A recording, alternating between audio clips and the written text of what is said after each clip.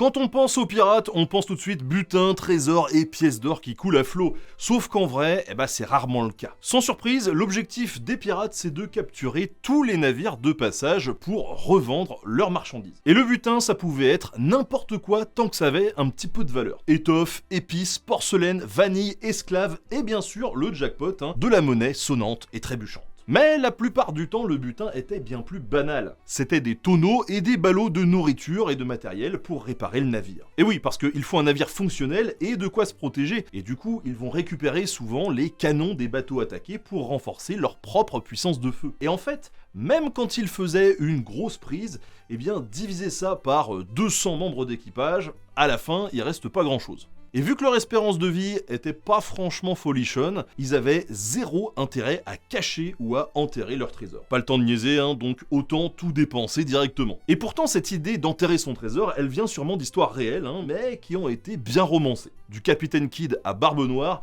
les histoires de fabuleux butins enterrés sur une île perdue restent populaires. On a par exemple le pirate Olivier Levasseur, surnommé la Buse, qui aurait lancé un cryptogramme à la foule avant son exécution en 1730, tout en criant « Mon trésor, à qui saura le prendre ?» Et depuis, il y a des gens qui cherchent encore aujourd'hui, mais personne n'a jamais rien trouvé. En réalité, les pirates préfèrent écouler leurs marchandises dans des villes portuaires des Caraïbes, là où la contrebande tourne à plein régime. Et ceux qui sont un petit peu malins investissent en achetant des terrains, des plantations, voire des commerces comme des cabarets ou des tavernes. Finalement, c'est un petit peu les mêmes conseils d'investissement qu'aujourd'hui. Et certains, comme Henry Morgan, qui, fun fact, est quand même devenu gouverneur de Port-Royal à la Jamaïque, a pu prendre sa retraite de pirate en achetant son amnistie. Rien que ça. Plus qu'un symbole de voleur, voire une sorte de Robin des mers, le pirate c'était donc un vrai opportuniste qui savait gérer son patrimoine. On n'est pas loin du tableau Excel. Et pas besoin d'un X sur une carte pour trouver son trésor, en fait il le dépensait sur place,